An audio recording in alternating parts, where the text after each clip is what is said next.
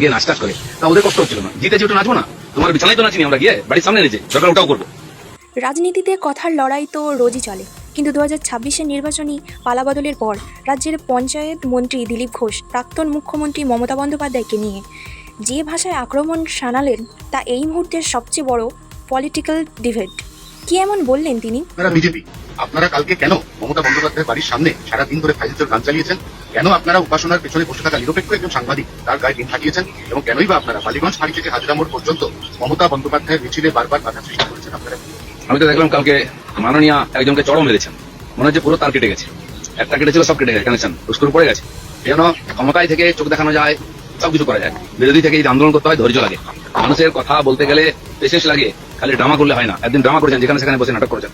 লড়ুন আপনি, আমরা তো লড়ছি, আপনার বিরুদ্ধে লড়েছি, আমাদেরকে রাস্তায় আটকানো হতো, গাড়ি ভাঙা হতো, আর যেখানে আমরা প্রোগ্রাম করতাম সেখানে নাচ টাচ করে মাইক খেলা হবে, খেলা হবে, বলেছিলাম আমরা পাঁচবার বিছানায় তো নাচিনি আমরা গিয়ে, বাড়ির সামনে নেচে, আমরা ওটাও করবো গানটা।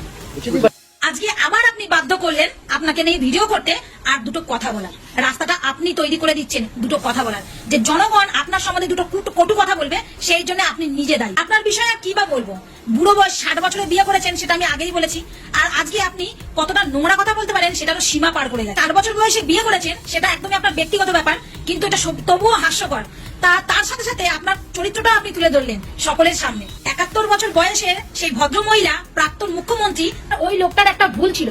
আর উনি যে ভিডিও করে দিয়েছেন, যারা পরে আবার ওনার সঙ্গে দেখা করেছেন, সেই ভিডিওটাও সকলে দেখেছে, যে মুখ্যমন্ত্রী প্রাক্তন থাকতে দেখে নেবো যে কি করে বিছানায় ওঠেন।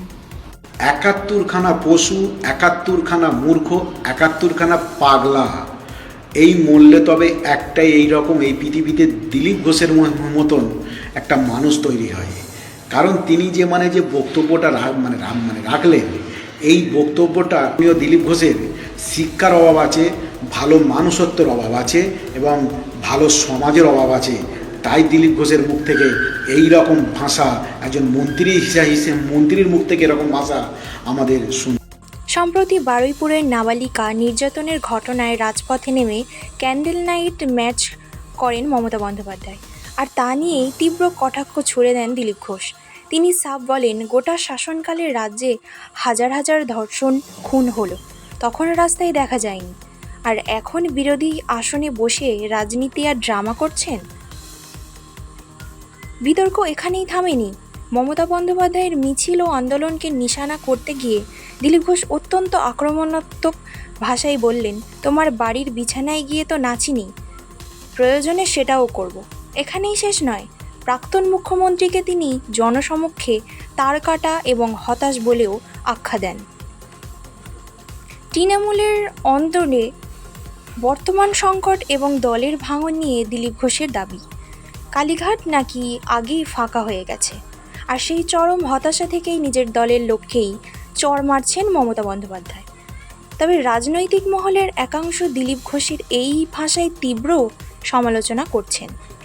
দিলীপ ঘোষ স্পষ্ট জানিয়েছেন, তিনি সোজা ভাষায় কথা বলতে পছন্দ করেন, কিন্তু রাজনৈতিক মতাদর্শের লড়াইয়ে ব্যক্তিগত আক্রমণ এবং এমন শব্দ প্রয়োগ নিয়ে আপনার কী মত? কমেন্টে জানান। আর এই ধরনের পলিটিক্যাল আপডেটের জন্য ফলো করতে ভুলবেন না। ইউটিউব থেকে দেখে থাকলে চ্যানেলটি সাবস্ক্রাইব করে পাশে থাকবেন।